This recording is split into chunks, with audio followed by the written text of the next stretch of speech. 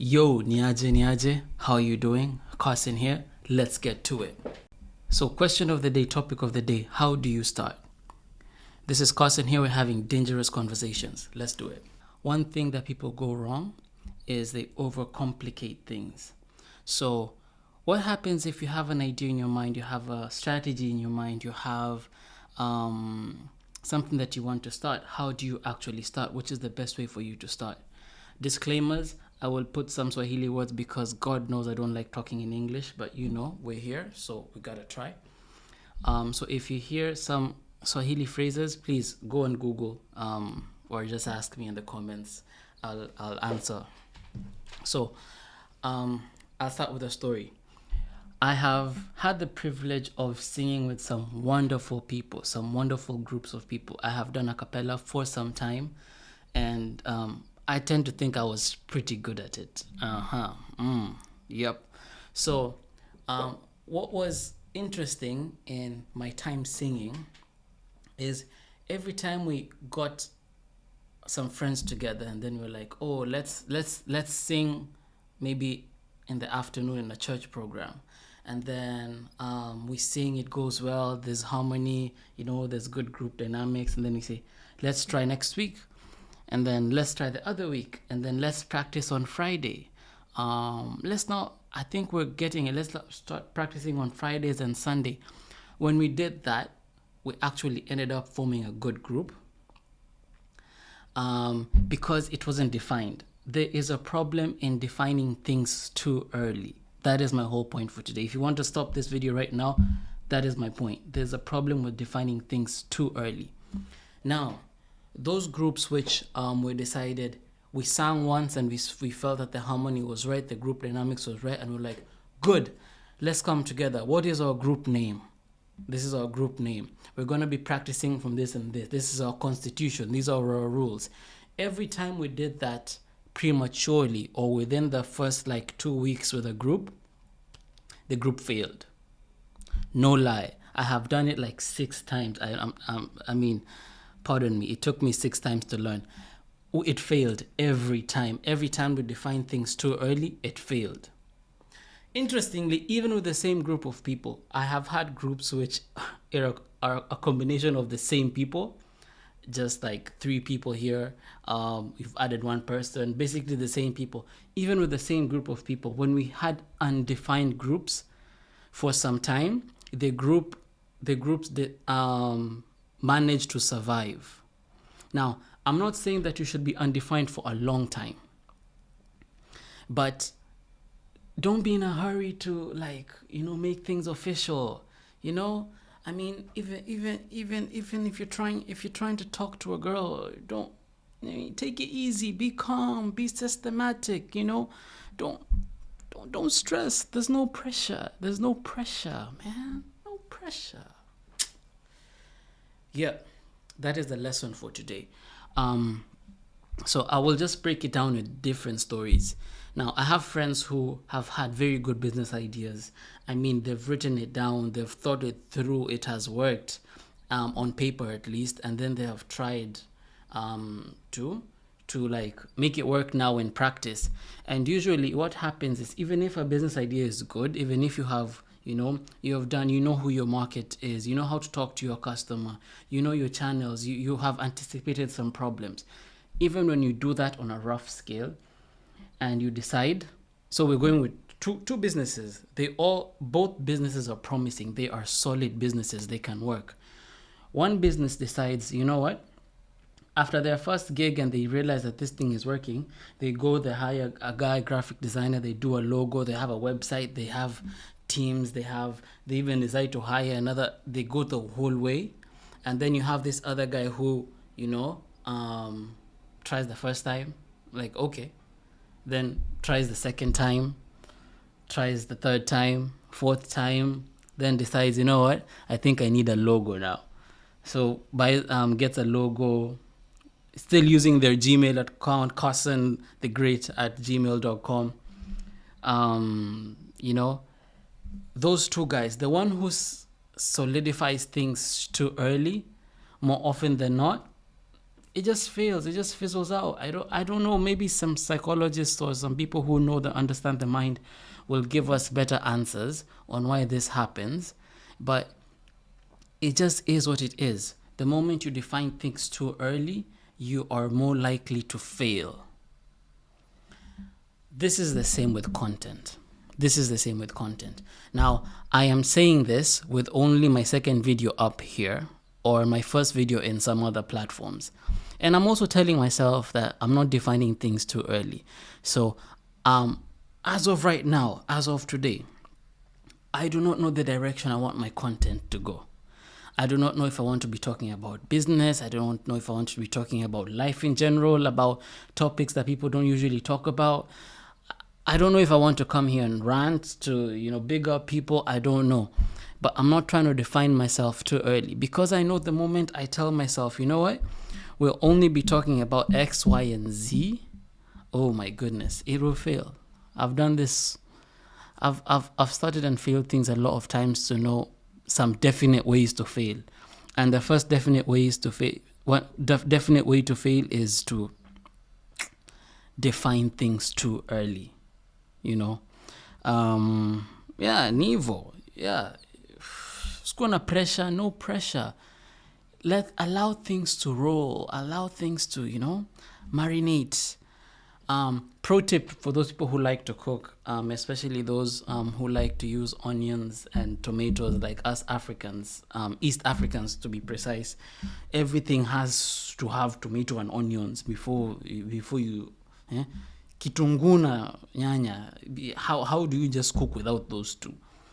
Pro tip: you allow the nyanya, the tomato, to stay there until the juices come out, until you see the oil parting ways from the tomato. Yani zinatokana, they are parting ways. And then you start getting a certain aninity, that's kikale, aninity, some certain sweetness from the tomato.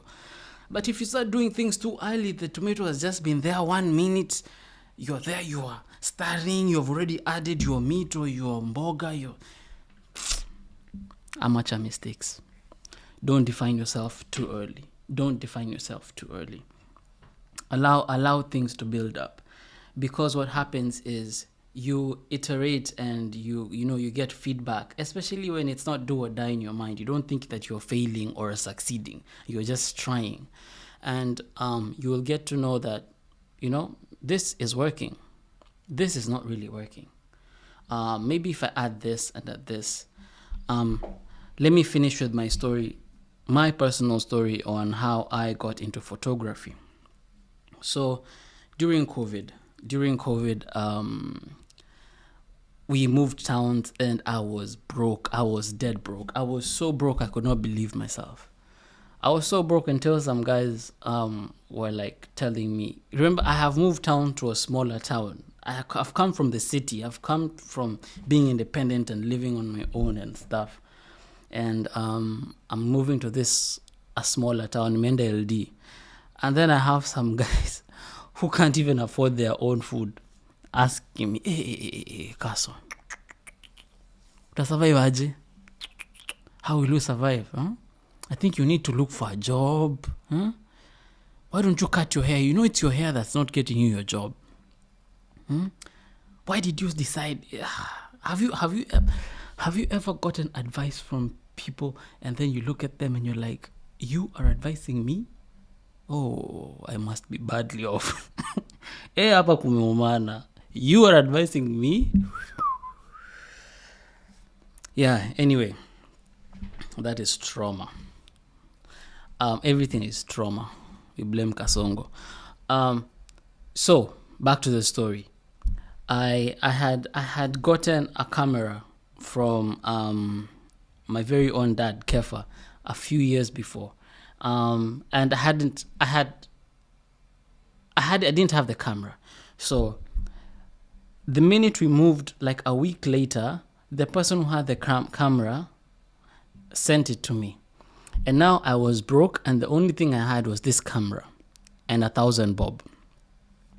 Now, the camera couldn't work because it needed an SD card. I only had 1,000 bob.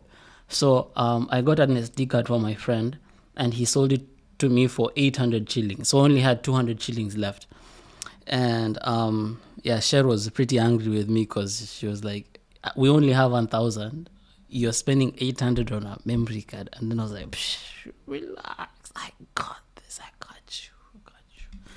No, I didn't have her. It was just an impulse buy. Anyway, so this was on a Friday. On a Sunday, a friend, I'm just hanging kwa mtaa, nimetulia. I'm just hanging, and then a friend comes and asks me, yo, there's this event that some youths are going to in this place. Do you want to come? I'm like, yeah. I didn't really care. I didn't really fuck with it because they were younger people. I felt like I was slightly older. It was like my brother's friends. So I didn't really want to go there, but I said, you know what? I have nothing to do. Let me go. And I have my camera, my new camera here, which I've spent all my remaining money to buy some cards. Let me try it out and go and just take some pictures. And I went, and I had my camera. I was walking with my camera here. And then as I'm walking, some of those guys who were there coming to me like, yo, Carson, unapiga luku, unapiga picha, hey, Buddha. Yeah, translation, hey, you're taking photos, father. No, yeah, you get what I mean. So